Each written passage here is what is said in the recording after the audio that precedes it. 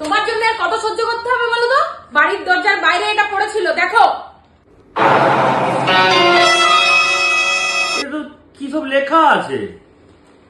তুই যদি এবার আমার বউয়ের সাথে সম্পর্ক রাখিস তাহলে এবার তোকে জানেই মেরে ফেলবো।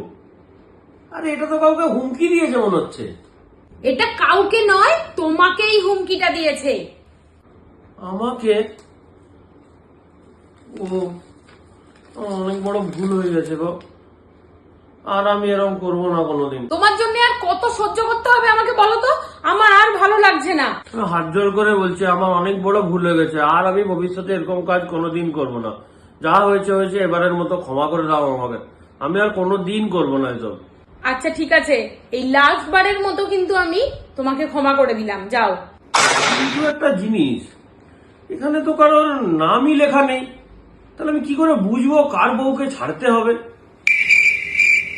তুই কোনোদিনও শুধরাবি না শালা। কত সহ্য করবো তোর জন্য জীবনে? শালা বদমাস ছেলে, জানোয়ার, শালা জানোয়ার ছেলে, দুশ্চরিত্র একটা।